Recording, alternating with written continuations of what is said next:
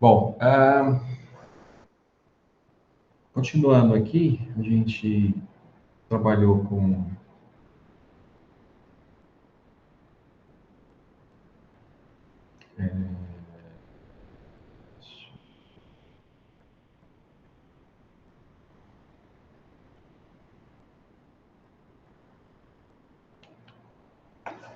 esse slide aqui, não.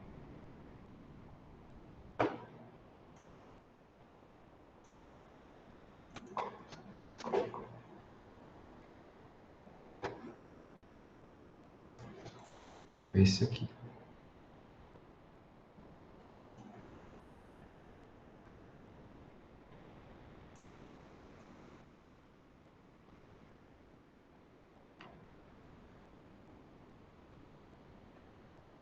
Esse aqui mesmo. Então, nós finalizamos na aula passada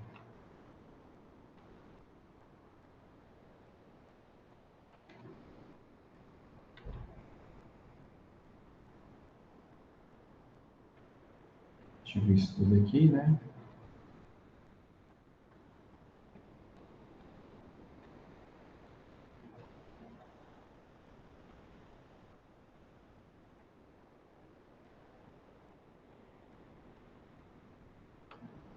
Trabalhamos com isso tudo.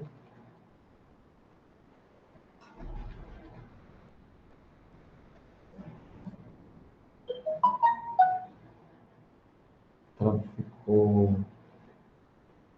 como exercício para vocês irem dessa forma. E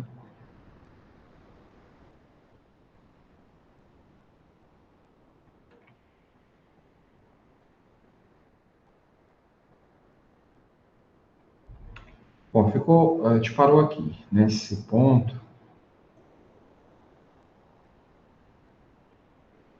de o sistema de coordenadas esférico, né? Então, para esse sistema de coordenadas, o vetor posição é dado por uma intensidade e preciso também de uma direção e sentido, né? No caso, dado por esse unitário aqui, chamado de ER. Né? A velocidade, né, desse vetor aqui é dada como a velocidade em R ponto, na direção R, uma componente dada com R teta ponto, na direção é teta, e R φ ponto seno de teta na direção é φ. Né? Então, eu tenho dois ângulos e um deslocamento, um raio, definindo as coordenadas na forma esférica. Mas se eu derivar isso mais uma vez, eu chego, né, nessas equações aqui. Então, essas duas equações eu não apresentei a derivação propriamente dita, mas fica como critério de vocês, como exercício, tá certo? E eu dei essa velocidade angular como sendo a velocidade angular do sistema de coordenadas móvel, né, que descreve a movimentação da partícula P, né? E eu estou descrevendo essa movimentação usando um sistema de coordenadas esférico, que é esse cara aqui, não o cartesiano que é apresentado como forma de visualização apenas. Tá? Tudo bem? Então, fica como exercício. Nós fizemos justamente para o sistema cilíndrico, tá? A gente fez o mesmo exercício e chegamos no resultado. Eu quero que você chegue nesse resultado aqui, né? Para o sistema de coordenadas esférico. Tudo bem? Além disso, a gente tem uma outra maneira, isso aqui também na forma planar, e precisamos também falar um pouco sobre o movimento tridimensional, né? Quando estivermos trabalhando com um sistema tangencial e normal, tem uma característica bem interessante, tá? Acerca desse sistema de coordenadas. Tá? Então, o vetor velocidade, no caso de uma partícula, é tangente à sua trajetória. Tá? Mas, em geral, a aceleração não é tangente a essa trajetória. Deseja-se, então, expressar a aceleração da partícula em termos de componente tangencial e normal à trajetória. Então, componentes da aceleração que estão alinhadas com a velocidade e normal à velocidade, tá? Já que a direção tangencial é a direção da velocidade de uma partícula seguindo uma determinada trajetória, certo? Então, veja aqui nessa figura que eu tenho um vetor unitário, ET, que me dá a direção tangencial, tá certo? E, por algum motivo, esse vetor ele mudou de orientação, né? Ele continua com o mesmo ângulo, ou a mesma intensidade, é um vetor unitário, então vai ser 1 ainda. E aqui eu tenho a variação do vetor unitário ET. Né? Então, relacionado a essa variação, eu tenho um ângulo delta θ. Tá? Então, eu posso dizer que delta ET, ou seja, a variação do unitário ET, é igual a ET linha menos ET, ou seja, o final menos o inicial. E esse aqui é o ângulo, né, entre esses dois vetores, então, quanto ele mudou aí de orientação, dado por esse ângulo. Eu posso aproximar o comprimento desse vetor, ΔEt, como sendo 2 vezes o seno de Δθ sobre 2. Então, se eu pegar esse ângulo aqui, dividir em duas, vou escrever aqui uma caneta. Cadê a caneta?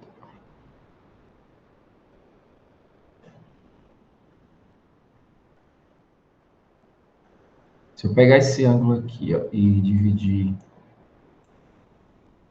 em duas parcelas iguais, do ângulo Δθ, nessa região aqui eu vou ter um triângulo retângulo. Né? E eu vou ter 2 triângulos retângulos, né, de um lado e de outro. Então, eu posso pegar a metade desse comprimento aqui, né, pegar essa intensidade aqui, que é 1, certo? E a metade do ângulo, e chego a encontrar quanto é que é a metade, ou seja, ΔEt sobre 2, né, é igual a 1, que é a hipotenusa, vezes o seno de Δθ sobre 2. Ora, posso multiplicar por 2, né, já que eu estou calculando a metade, e vou ter que o ΔEt é igual a 2 vezes seno de Δθ sobre 2.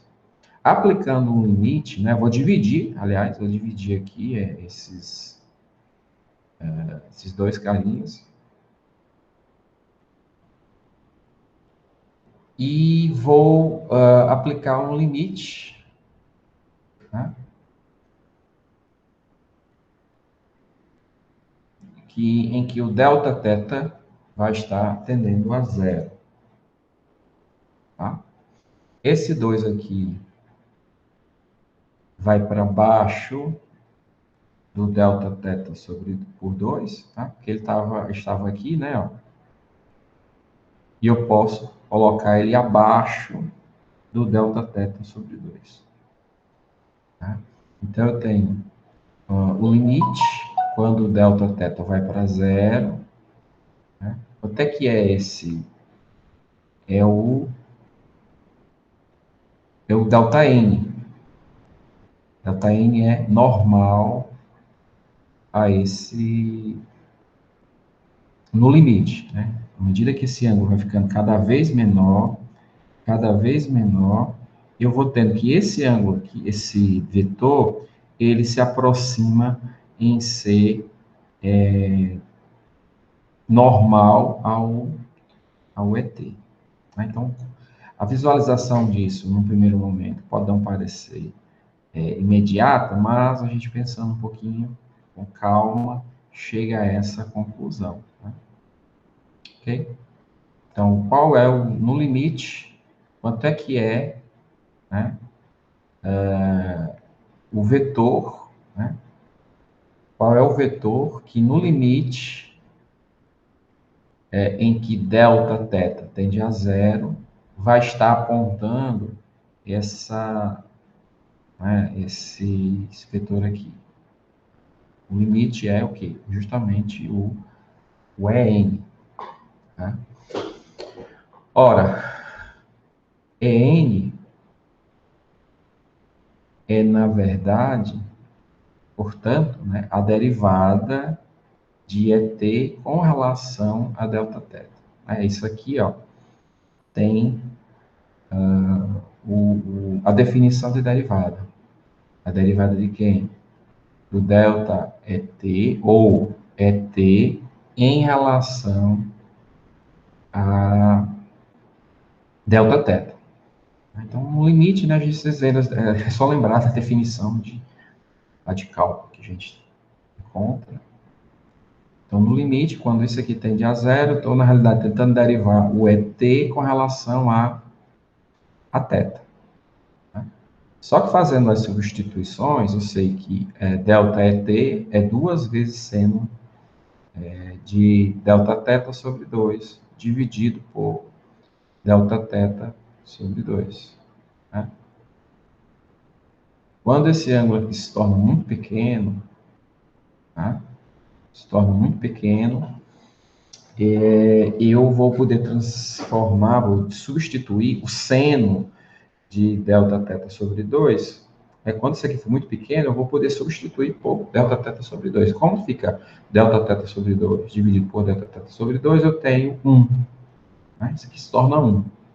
Quando o Δθ tende a zero. E aí fica 1 vezes quem? O EN, né? Que é justamente a componente normal, ele é perpendicular a ET. A componente normal que é perpendicular a ET. Eu tenho que levar em consideração sempre que essa rotação que ocorre é no sentido anti-horário, tá certo?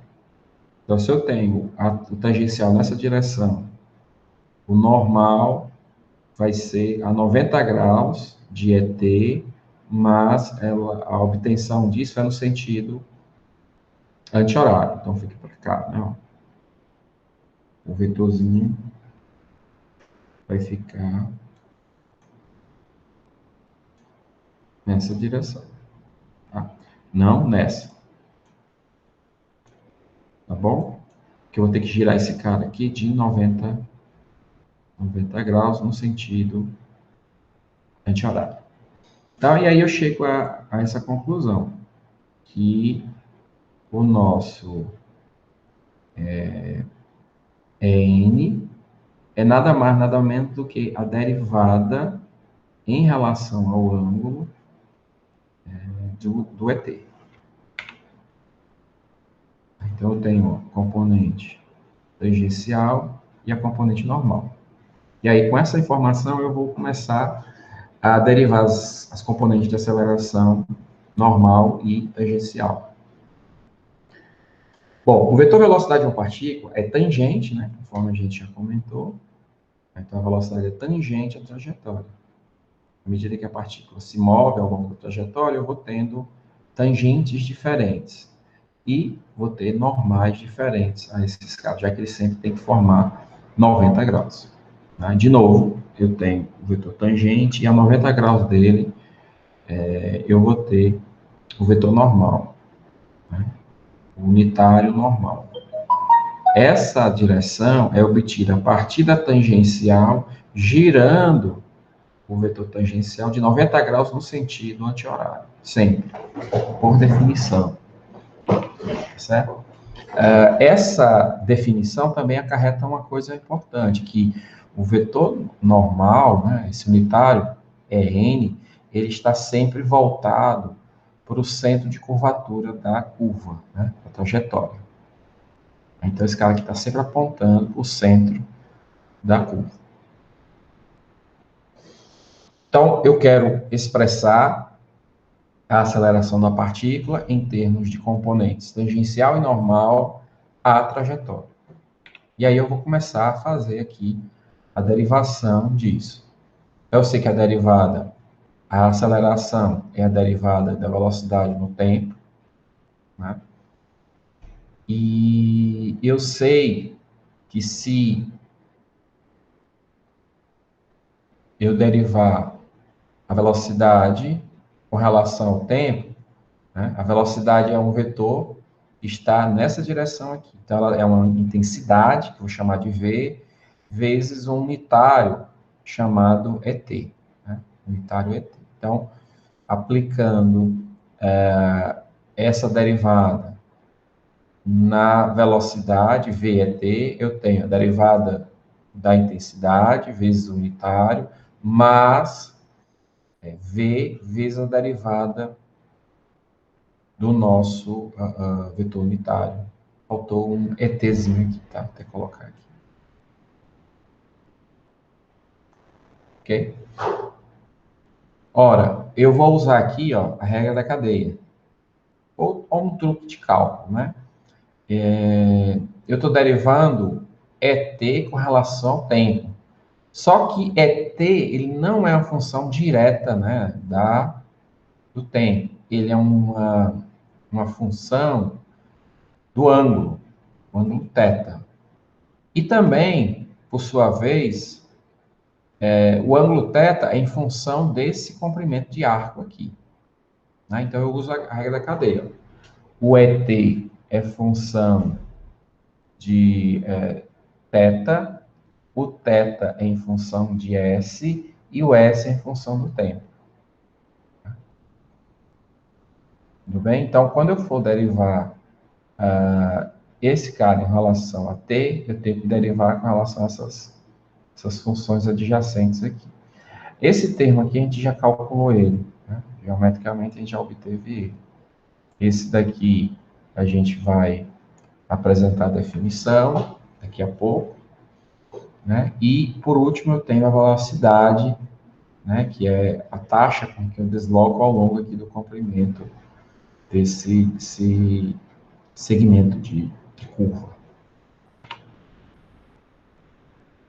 Então, de novo, eu tenho dE, dt é o EN, que nós já obtivemos, ρ, delta dθ, ds, né, é o comprimento desse arco em função do raio de curvatura, né, e em função do ângulo que eu chamei de dθ.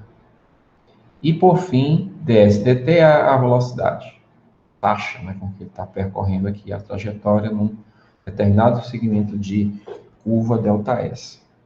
Aí eu substituo essas variáveis, nesses termos, na equação. Tá? Então, aqui eu já tenho velocidade, isso aqui já é velocidade, então vai ficar velocidade ao quadrado, e ρ, né, porque eu vou ter que pegar dθ dividido por ds é igual a 1 sobre ρ. Né? Então, parece 1 sobre ρ aqui, v ao quadrado. Então, essa componente aqui é conhecida como aceleração normal, e aqui é aceleração tangencial. Essa daqui me dá a mudança na intensidade da velocidade, tá? É a taxa com que o módulo da velocidade está variando, e essa daqui me dá a componente que diz como é que é a variação na direção da velocidade. Então, para percorrer essa trajetória, a direção da velocidade tem que mudar, né? Então, ela tem que ter uma aceleração responsável por isso, já que velocidade é um vetor. Então, eu tenho que modificar a intensidade e a direção. Então, eu tenho essas duas componentes aqui. Entrou alguém agora.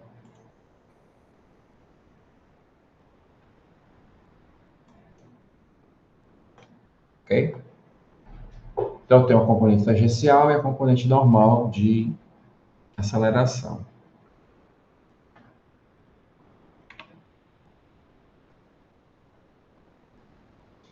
Aí vem algumas características importantes. Por exemplo, essa componente aqui, ó, ela pode ser nesse sentido e também no sentido contrário. Pode ser no sentido contrário. Mas a componente normal, ela nunca muda de sentido.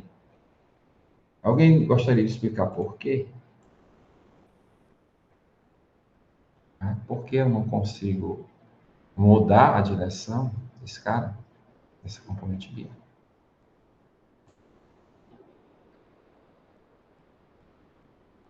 Então, eu consigo mudar a direção, basta essa taxa ser diferente, né? Ser menor do que zero. Está reduzindo a velocidade com o tempo. Então, esse termo aqui passa a ser negativo. Tá? Então, vou ter no sentido contrário. Já esse daqui, eu não consigo fazer isso nunca, porque o raio de curvatura é sempre um valor positivo e a velocidade é ao quadrado. Então, ela vai sempre ser uma componente positiva. E dessa forma, eu nunca tenho não tenho alternativa. A componente normal está sempre voltada para o centro de curvatura da trajetória.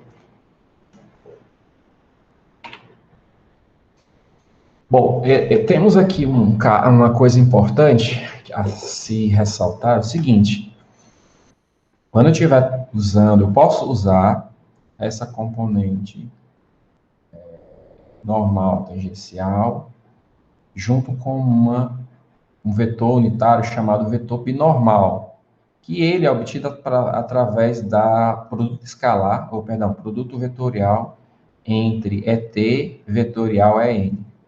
Então, se você fizer o produto vetorial, você vai ter um vetor perpendicular chamado vetor binormal e nunca, mesmo no movimento tridimensional, nunca vamos ter componente de aceleração ao longo desse vetor binormal, certo? Eu vou ter componente ao longo da normal e ao longo da componente aqui, tangencial, mas não vamos ter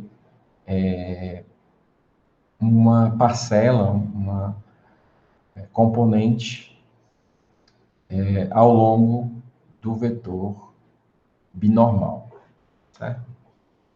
Então, mesmo para uma curva no espaço, isso aqui é válido, certo? Somente essas duas componentes, certo?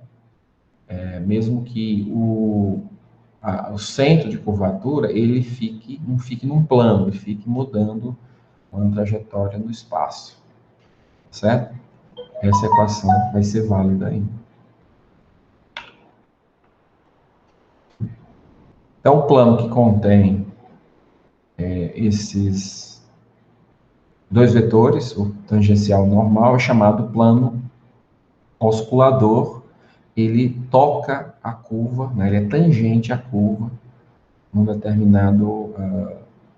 lembrando que essa direção aqui, ela mostra o centro de curvatura da curva, né, que vai ser um ponto, um lugar geométrico no espaço. Né, e esse aqui vai ser tangente à curva. Tá? Esse aqui é normal, são normais esses dois, né, perpendiculares. E esse do outro vai ser obtido pelo produto vetorial de ET EN.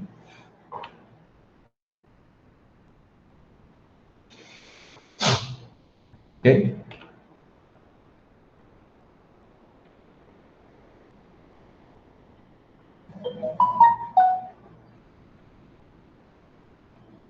Bom, aqui é uma aplicação das nossas coordenadas, vou usar a coordenada usando números complexos, certo? Para obtenção de um sistema de equações para fazer a análise cinemática de um mecanismo, tá? Imagina que eu tenho aqui uma barra fixa, certo? Tenho uma barra manivela, uma acopladora e uma barra seguidora. Então, para modelar, né, o funcionamento desse mecanismo, eu vou usar as seguintes equações. Primeiro de tudo, essa equação aqui é da posição. Eu vou dizer que R1 mais R4 é igual a R2 mais R3. Né? Esse vetor aqui, ó, vai ser o comprimento D vezes uma exponencial. Tá? Porque eu estou colocando uma intensidade e eu tenho que definir para onde é que essa intensidade tem que apontar para eu definir um vetor. Tá? No caso, o θ, nessa primeira equação, é zero. Então, a exponencial de zero é... Exponencial de zero é o quê, pessoal? Eu estou muito... Essas aulas em monólogo, elas são muito difíceis. Ó, vou colocar assim, R1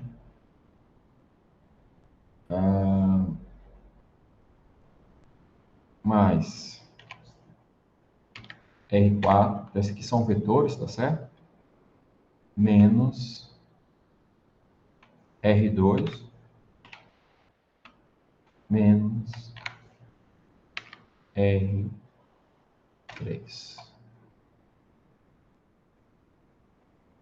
Tá? Isso é igual a zero. Tá? Então, vou colocar aqui de uma outra forma. Vou colocar aqui, ó, R2 mais R3 menos R4 menos R1. Tá? Isso é igual a zero. É uma equação vetorial que me dá uma identidade. E aí eu vou conseguir saber a posição angular, né, a orientação de todas as barras do meu mecanismo, baseado na posição, na angulação da barra 2, tá? Que geralmente é a barra que é acionada dentro do mecanismo, conforme é apresentado aqui. Tudo bem? Então, o R2, ele é dado por A exponencial de I.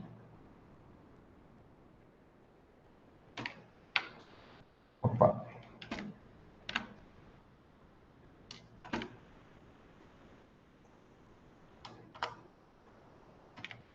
Chama de J, tá bom? Θ 2. Tá? Esse ângulo aqui. Então, ele está me dando esse vetor, na forma de um número complexo. Tá? As identidades complexas a gente viu na aula passada. Mas, aí eu vou copiar aqui só a estrutura. B, né? Aqui a intensidade dele é B, ó. Exponencial de J θ 3.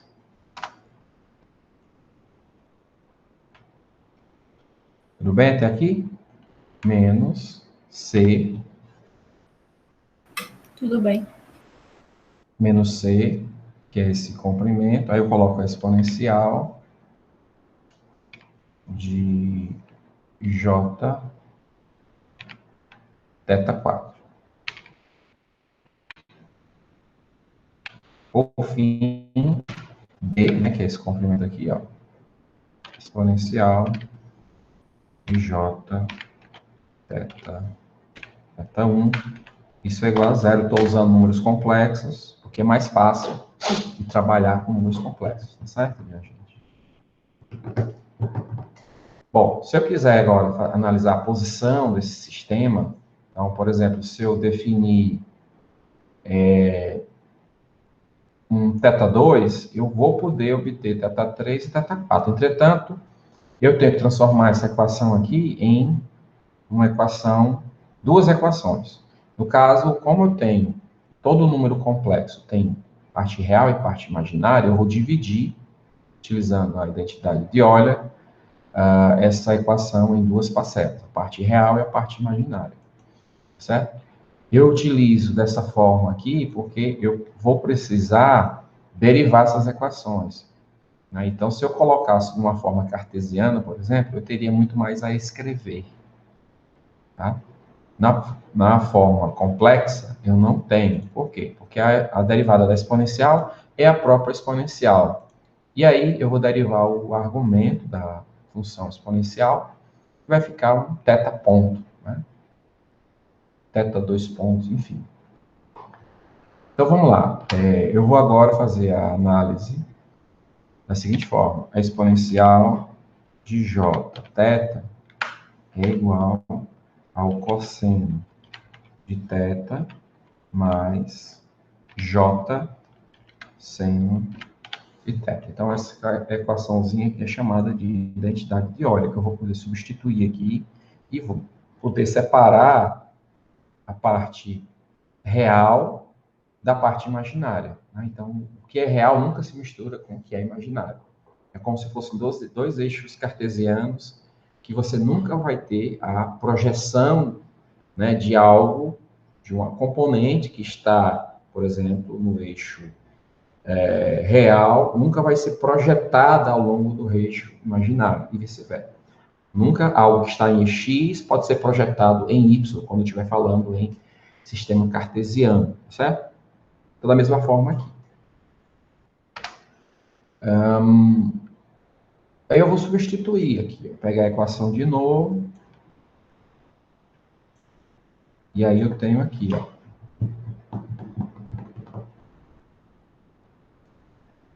abrir aqui, cosseno θ2 mais j seno θ2. Ok? Vou copiar aqui mais uma vez, ó, e vou só mudar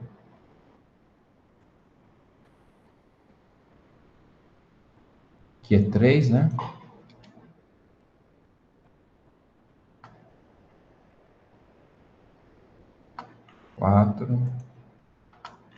Quatro. E aqui vai ser 1.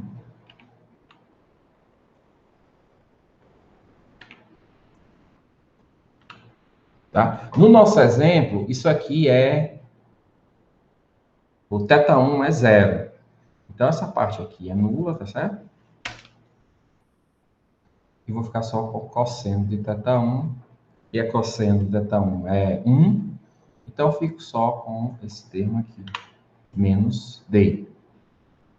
Tudo bem? E aí eu vou poder separar o que for real e o que for imaginário. Então, o que é real? Copiar novamente a equação. E vou apagar. Ó, isso aqui é a parte real.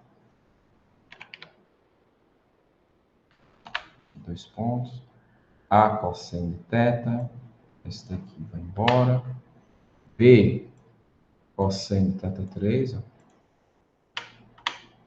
Menos C cosseno de θ4. Isso aqui vai embora.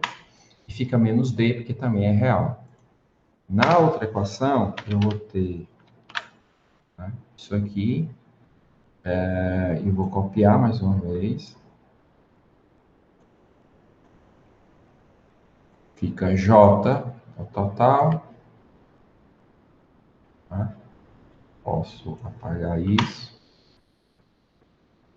J seno θ3. Isso aqui eu vou poder apagar. Menos J seno θ4. E o D é real, né? Então não vou precisar colocar ele. Isso aparece também. Então, eu tenho duas equações e tenho duas incógnitas, né? Que é o θ3 e o θ4. Certo? Então, se eu quiser saber a configuração, a cinemática desse meu sistema, basta entrar com θ 2, e aí eu vou conseguir saber a configuração do nosso sistema, certo? Então, a derivação disso vem dos sistemas de coordenadas que a gente já aprendeu aqui, tá aprendendo aqui. Tá? E é uma coisa que vocês vão ver muito mais lá à frente na análise de mecanismos, tá bom? Então, se eu colocar aqui, ó, o θ2 igual a zero, eu encontro o θ3 e θ4 como sendo θ3 158,8, θ4 134,5. A gente pode usar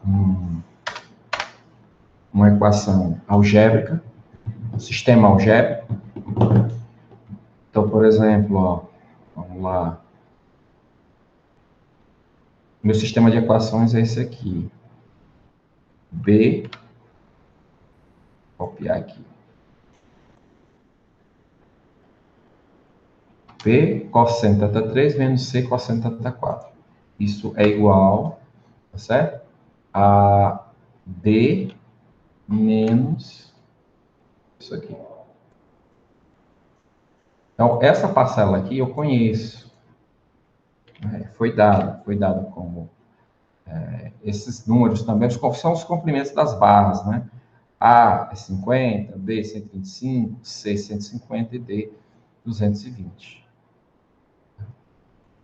E a outra equação é essa daqui.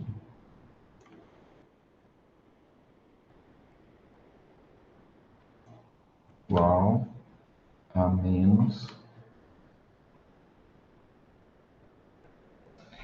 uma coisa que a gente pode já melhorar é isso aqui, tirar esse Jzinho. Por quê? Porque ele está multiplicando, né? Posso colocar ele em evidência e, como está multiplicando por zero, eu posso simplificar. Bom, então fica esse cara aqui. Tá? Então, a minha incógnita, minha gente, é encontrar o θ3 e θ4. Então, eu tenho duas equações em um sistema não linear de equações. Você já viu sistemas como esse aqui? Quem já viu? Já precisou resolver? É algo bastante comum em dinâmica, tá? Tanto aqui no curso de Mecânica Geral 2, quanto no Cinemática e Dinâmica de Sistemas Mecânicos, que é outra disciplina nessa mesma linha aqui.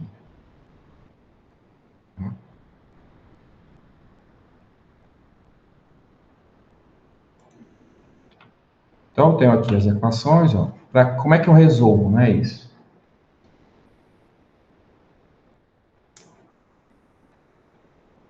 Como é que eu resolvo isso? Eu vou ter, ó, o sistema de equações e eu também tenho o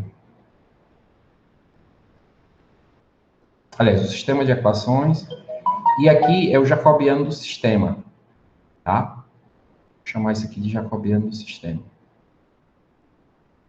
As minhas incógnitas, ó, θ3 e θ4.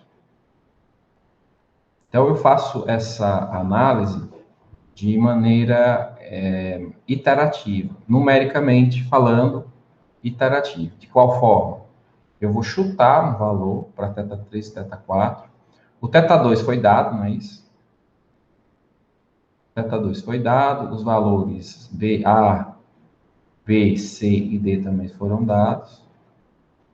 Então, com esses valores, né, e com o valor chutado, θ3, θ4, eu vou encontrar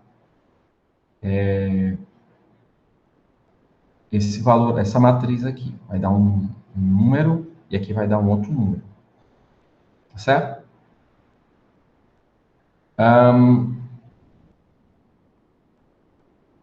E eu vou também calcular essa matriz aqui, com esses valores, que é a matriz jacobiana. Né? Aí eu substituo nessa equação aqui de baixo, que é o quê? Eu vou pegar a inversa do jacobiano, multiplicar por essa matriz aqui, quando eu substituir, e aí eu vou encontrar um delta θ, ou seja, o erro por ter usado uma aproximação. Né? Esse erro vai servir para eu corrigir o meu chute. Então, digamos, no meu passo I, o passo I mais um depende do passo I mais o erro que eu encontrei agora. Aí eu corrijo, vou calcular de novo esse valor do um novo φ, e calculo também uma nova matriz jacobiana. Né? E de novo calculo o erro. E eu faço essa de forma iterativa até esse ângulo aqui, ó, essa variação, se tornar muito pequeno. Quando se torna muito pequeno, significa que eu convergi para um valor, né, desse sistema de equação não linear, que é esse daqui.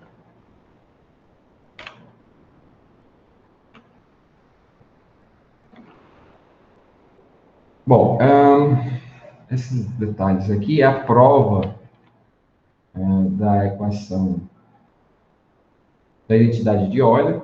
Né? A gente sabe que eu tenho um unitário, cosseno de θ mais I sin de θ, certo? Um vetor unitário pode ser representado por esse complexo aqui. Se eu derivar com relação a du com relação a θ, vai aparecer seno, e aqui aparece cosseno, né? Ok? E aí eu posso colocar esse menos 1 em evidência. E aqui vai aparecer o quê? No caso de menos 1, vai aparecer I, porque I vezes I é menos 1. E esse I que aparecer aqui está agora em evidência. Então, a derivada de U com relação a θ é igual a I vezes quem? Olha, U. Né? Então, temos uma coisa bastante interessante. Eu posso colocar agora, né, du dθ como sendo I vezes U. Eu posso colocar o U agora aqui por baixo do du e o dθ para o outro lado. Integro em ambos os lados. Aqui vai aparecer o quê? ln de U. E aqui vai aparecer I dθ. Né? E aí eu posso aplicar uma expressão exponencial, né? Aplicar exponencial em ambos os lados. Aqui vai aparecer o U. Tá? Apareceu o U aqui. E aí aparece exponencial de θ. Tá? E aí fica provado, né, que o cosseno de θ mais I seno de θ é igual a exponencial de θ. Então, é uma maneira aí de provar essa identidade. Às vezes os alunos pedem para provar isso. Tudo bem? Bom, eu tenho agora um conjunto de slides, que é conjunto 3.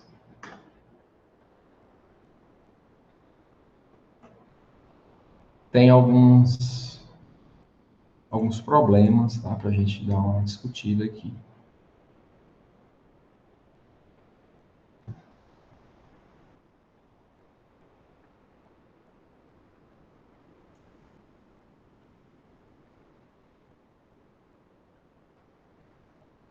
Então, eu tenho uma trajetória, tá certo?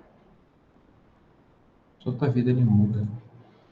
Eu tenho uma trajetória e ao longo dessa trajetória eu vou ter um comprimento, né? Um comprimento de curva, uma partícula P. Aqui é dado o vetor posição R. Né? Tudo bem? E a velocidade é a derivada desse vetor aqui. Né? E essa velocidade vai ser tangente, né? O unitário aqui é t. Tangente vai ser na mesma direção de ET. Certo? N está sempre voltado para o centro de curvatura da nossa curva. Rho é o raio de curvatura, certo? Então, essa é a nossa componente tangencial normal.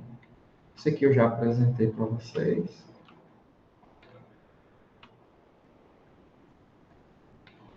Ok.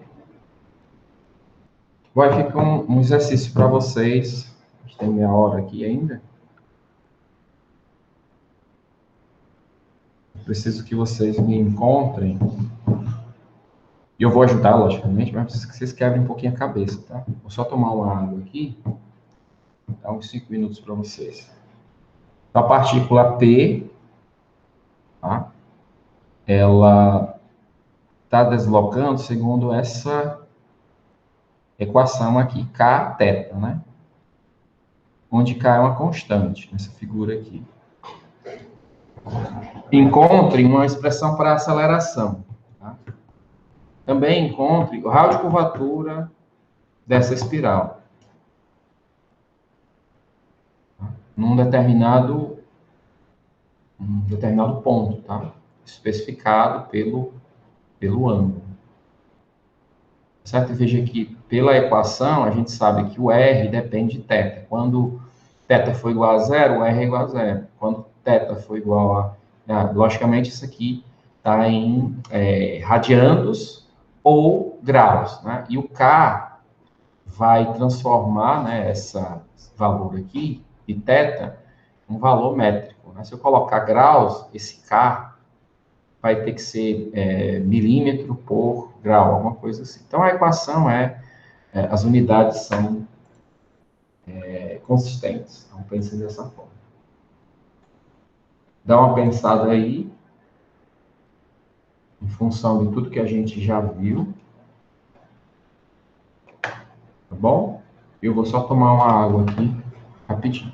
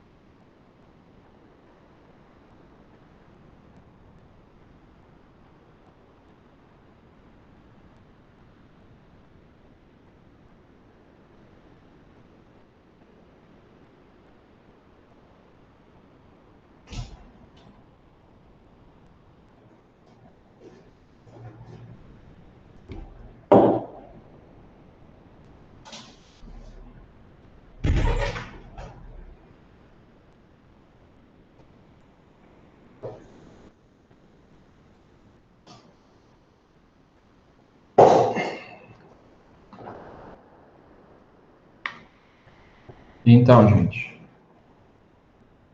conseguiram? Qual a dificuldade?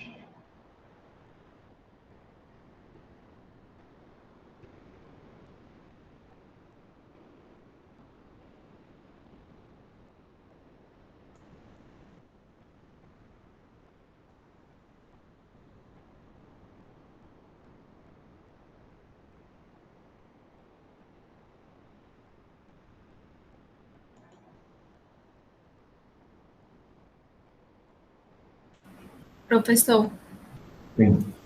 tinha que igualar cateto com DR, dteta? Então, ele quer uma função para a aceleração. Então, ele está dando para vocês a posição como função de θ, né? Então, você tem que derivando esse cara até encontrar a aceleração. Entendeu? Ou não?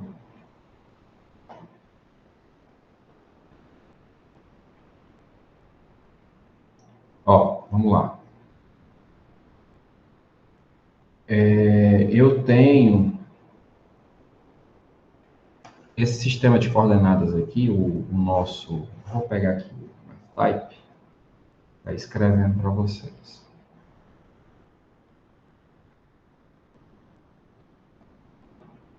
Vou colocar um outro. Vamos lá. Ele deu isso aqui, ó. R é igual a K cateto. Tá certo? E é só a intensidade, tá bom? Não é um vetor, é só o raio. Tá certo? Só uma intensidade. Eu sei que lá em coordenadas cilíndricas, a velocidade angular do sistema de coordenadas, como ele está girando, né? À medida, porque assim, ó, à medida que esse ponto vai viajando ao longo da trajetória, esse sistema de coordenadas aqui, que é o ER e θ, né? E aí eu tenho o EN ET. Então, eu tenho dois sistemas de coordenadas aqui. Depois a gente vai ter que passar de um para o outro, para poder, por exemplo, calcular o raio de curvatura. Certo? Mas no cilíndrico, a gente viu na aula passada que esse ômega está girando com uma determinada velocidade angular, que eu vou chamar de θk, em que esse k aqui é um unitário, tá? Esse k aqui é uma constante e esse k aqui é um unitário. Certo? Eu vou até colocar aqui uma flechinha em cima. Vou fazer esse aqui melhor. Vou colocar uma flechinha aqui em cima e esse aqui também é um vetor para a gente pensar a respeito. Então, esse sistema de coordenadas, né? Além disso,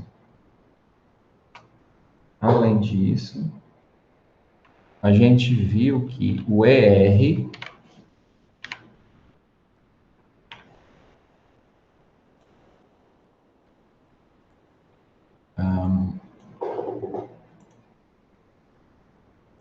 ponto, né, a derivada no tempo, né, desse unitário, que é ER aqui, ó, ele é igual a ômega vetorial, né, ER.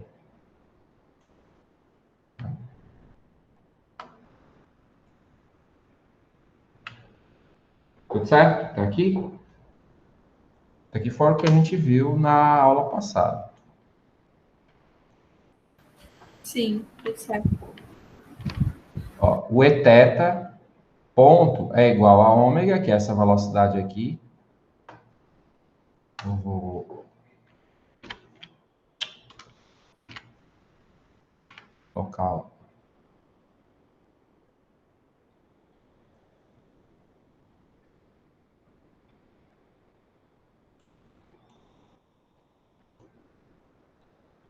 produto vetorial, e aqui vai ser o nosso eTeta. Bom, desenvolvendo essa equação aqui, substituindo, ó, esse carinha aqui, vai ficar apenas o... Voltando. Pronto. Fica teta ponto vezes eTeta. Ok? Quando eu fizer, desenvolver aqui esse produto, produto vetorial. O R está aqui, né? E o eTeta está para cá. E eu estou multiplicando por um vetor que ele está perpendicular aqui à folha, né, de análise, perpendicular aqui ao nosso sistema de coordenadas. Então, se eu estou fazendo um produto vetorial de ômega por ER, tá? O ômega, digamos, ele está saindo do quadro, e R está para cá. Então, eu estou fazendo ômega ER. Aí você usa a regra da mão direita, né? Ômega está saindo da folha, então os seus dedos estão saindo da folha, e você gira no sentido DER. O seu polegar vai dizer a direção do produto, né, vetorial, que no caso é o eTeta, que aparece aqui. Tudo bem? Da mesma forma, a outra, ômega vetorial eTeta, vai ser menos, né? Porque eu estou fazendo o produto com o eTeta.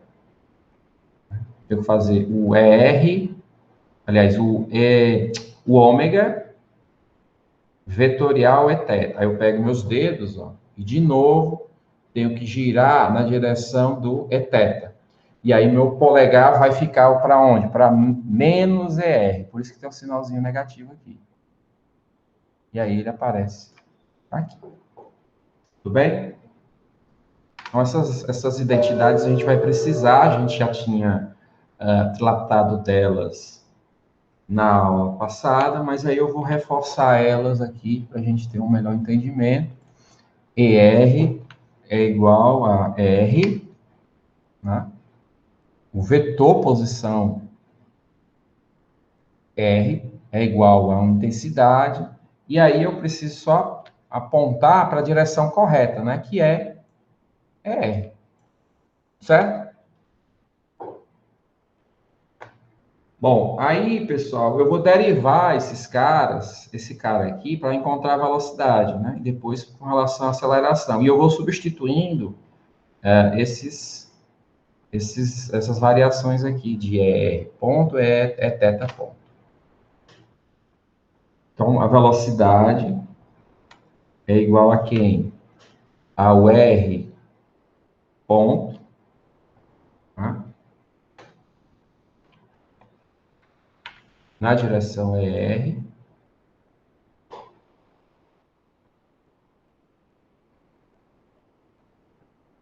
mais, aí eu uso a regra do produto, né? R, ER ponto. Ó, já está aqui.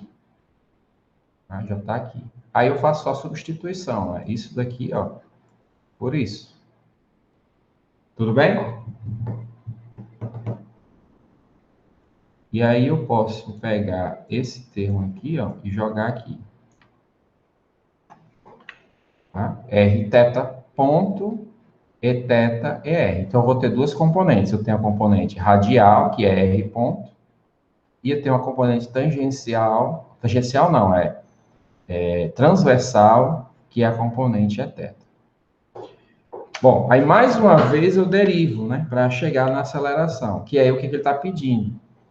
Eu quero saber qual é a expressão da aceleração como uma função de θ. Ora, eu não vou fazer substituição ainda, mas eu já tenho aqui, ó, o quê? O R ponto é o quê? K é constante, então vai ser K vezes θ ponto. Tá? Então, o R ponto é K vezes θ ponto. E aí eu vou fazer as substituições. Na velocidade, não. Por quê? Porque ele não pede a velocidade. Ele quer a aceleração como função de θ. Θ e suas derivadas. Né? Então, vamos lá. Vamos fazer mais alguma vez. Eu vou ter R, dois pontos. Então, vou apagar aqui, ó. R, dois pontos. ER mais R ponto, né? ER ponto. Então, eu vou substituir ER ponto por esse T. Eu já fiz no passado, tá certo? E aí, agora, esses dois aqui é a derivada desse com relação ao tempo. Tá? E esse daqui eu vou derivar. Vai ficar mais R ponto θ ponto e θ, porque eu vou derivar só o R, tá certo? Então, eu vou substituir, só replicar. Agora, mais R, né? θ ponto, vou colocar assim, ó. R θ ponto, não, R θ dois pontos, porque já era ponto. É dois pontos, né? Estou fazendo esse daqui. Então, três parcelas. R, que é esse daqui, ó. Θ ponto, é essa parcela aqui. E agora eu vou derivar com relação a Eθ. Né? Que vai ser, ó, menos, tudo bem? Esses dois aqui.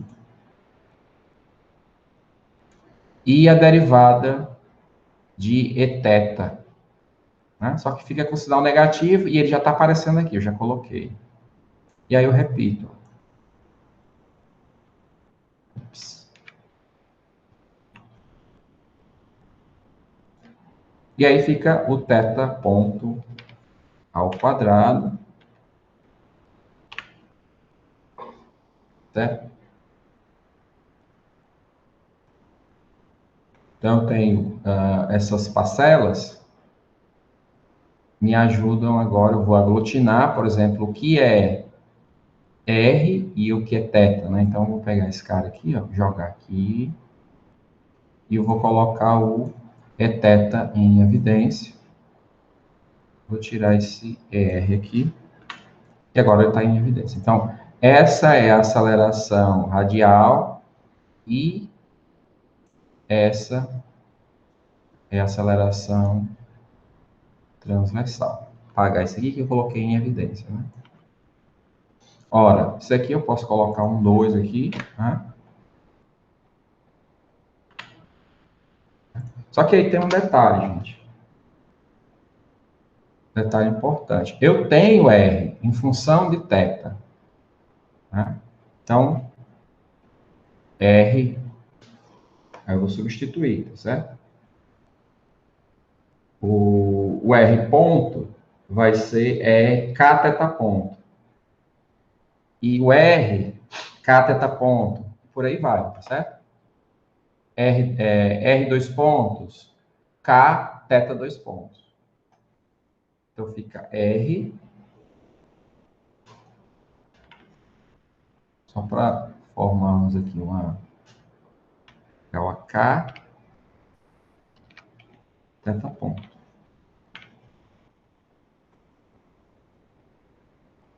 E o R dois pontos fica igual a K θ dois pontos. E aí eu faço as substituições. Certo?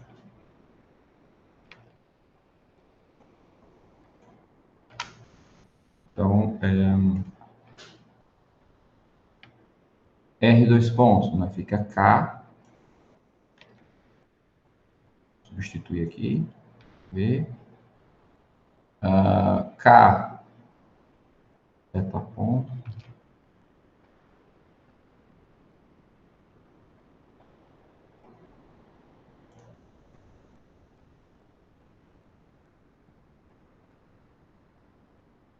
Não, tá errado. É o R, né? Fica K, teta. Tá? R ponto, K, teta ponto. Fica K,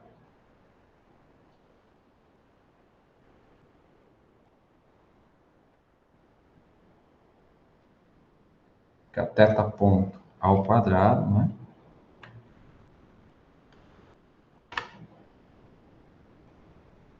E R, né? Então, eu posso colocar K teta.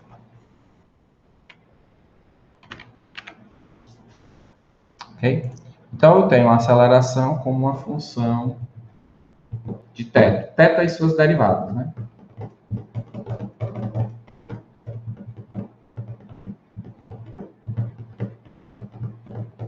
Bom, a dica que eu faço para vocês concluírem o exercício, que a gente está... Falei que eu tenho que sair de 5 horas. Excepcionalmente, é que... Deixa eu tirar aqui a figura.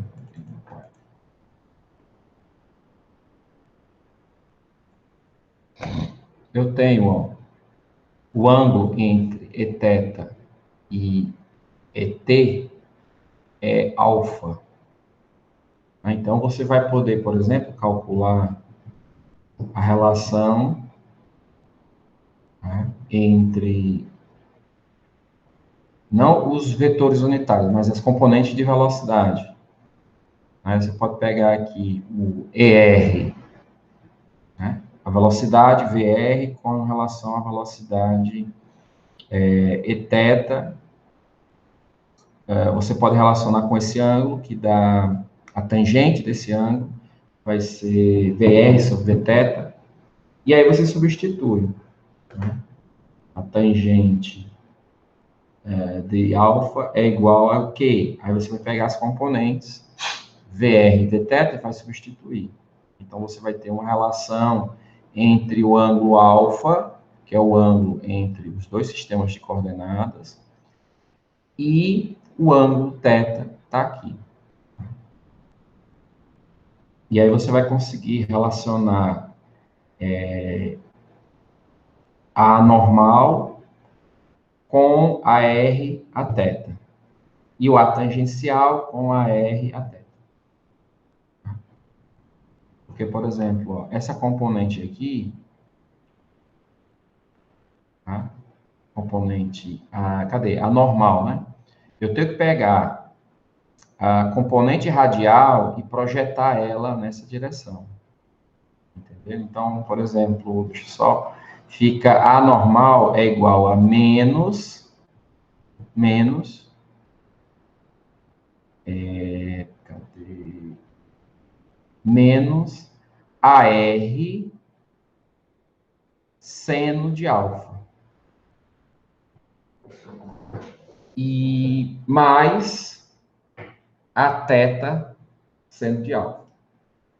Então, você consegue montar uma relação das componentes AR e a θ com o ângulo alfa, né? Então, projetando na direção EN, na direção θ. E aí você sabe que a componente normal é a componente que está relacionada com o raio de curvatura, né? Então, é nessa componente, a componente normal, que vão chegar numa expressão em que eu relaciono o ângulo θ com o raio de curvatura.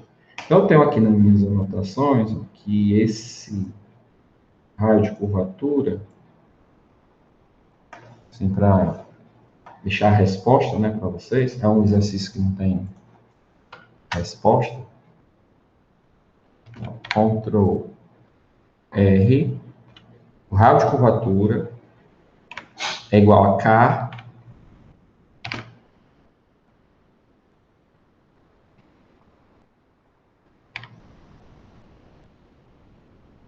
2 mais θ ao quadrado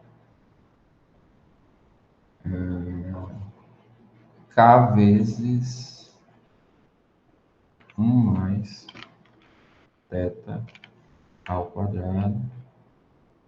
Isso tudo elevado a 3 dividido por 2. Então, essa é a resposta. Então, na próxima aula, eu peço para vocês trazerem, tá? E eu vou resolver para qualquer forma na próxima aula, certo? Então, todos tenham uma boa semana e ficamos por aqui, certo? Obrigado.